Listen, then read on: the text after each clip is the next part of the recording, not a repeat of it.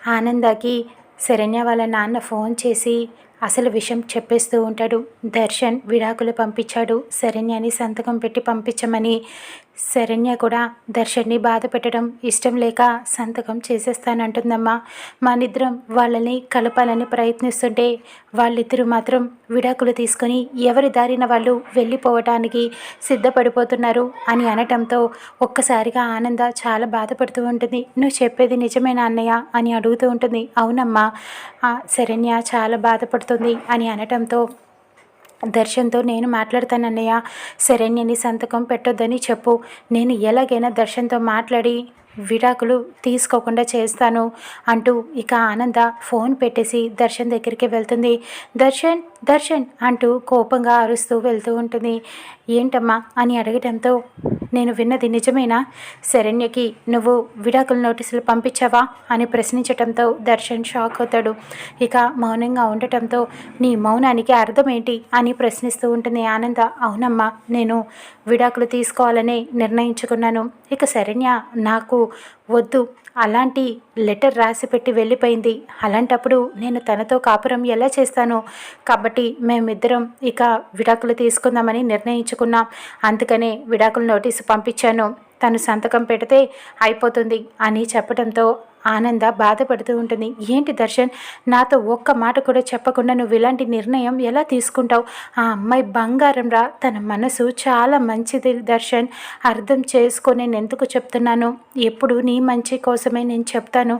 నువ్వు శరణ్యకి విడాకులు ఇస్తే అలాంటి మంచి అమ్మాయి నీకు ఎప్పటికీ దొరకదురా అని చెబుతూ ఉంటుంది. లేదమ్మా, నాకు శరణ్య అంటే అస్సలు ఇష్టం లేదు. నాకు నువ్వు ఈ మాటకి నో అని చెప్పొద్దమ్మా. ప్రతిసారి నేను నీ మాట వింటూ వస్తున్నాను. నువ్వు చెప్పిన దేనికి నేను కాదు అని అనలేదు. తనని పెళ్లి చేసుకోమన్నావు, కానీ ఇప్పుడు ఏం చేస్తుందో చూడు. కాబట్టి నువ్వు దీనికి మాత్రం ఏమి నాకు అడ్డుపడద్దు. నేను నిర్ణయం తీసేసుకున్నాను. నాకు శరణ్య వద్దు, విడాకులు ఇచ్చేమని చెప్పమ్మా. మేమిద్దరం విడాకులు తీసుకొని ఎవరి బ్రతుకు వాళ్ళు బ్రతుకుతాం. ఈ విషయంలో నా నిర్ణయం ఇదే. ఇంక నువ్వేం చెప్పినా నేను విననమ్మా అని అనటంతో ఆనంద ఎంత నచ్చ చెప్పినా దర్శన్ వినిపించుకోడు, చాలా బాధపడుతూ ఉంటాడు. నాకు విడాకులు వచ్చేస్తే అంతే చాలని అనుకుంటూ ఉంటాడు. ఇక అక్కడ శరణ్య విడాకులు సంతకం పెట్టేస్తూ ఉంటుంది. కానీ వాళ్ళ అమ్మ నాన్న ఇద్దరు చెబుతూ ఉంటారు, శరణ్య ఒక్కసారి ఆలోచించుకోమ్మా. నువ్వు ఇప్పుడు సంతకం పెట్టేశావంటే ఇక ఎప్పటికీ దర్శన్తో నువ్వు ఉండలేవమ్మా. మీరిద్దరూ శాశ్వతంగా విడిపోతారు. అలాంటి పని చెయ్యొద్దమ్మా. ఒక్కసారి ఆలోచించు. ఆనంద ఎలాగో అలా దర్శన్కి నచ్చ చెప్తుంది అని చెబుతూ ఉంటారు. లేదు నాన్న, ఆయన్ని ఇంకా బాధ పెట్టడం నాకు ఇష్టం లేదు. ఆయన ఇక ఊరుకోరు సంతకం పెట్టకపోతే అని చెబుతూ ఉంటుంది. ప్లీజ్ శరణ్య, నా మాట వినమ్మా అని చెప్పి వాళ్ళ అమ్మ నాన్న అడుగుతూ ఉంటారు. లేదు నాన్న, నేను ఇక నిర్ణయం తీసేసుకున్నాను. ఆయన విడాకులు ఇమ్మని అడిగారు, నేను సంతకాలు పెట్టి పంపించేస్తాను కాగితాలు అని అనటంతో ఇంతలో ఆనందం వస్తుంది.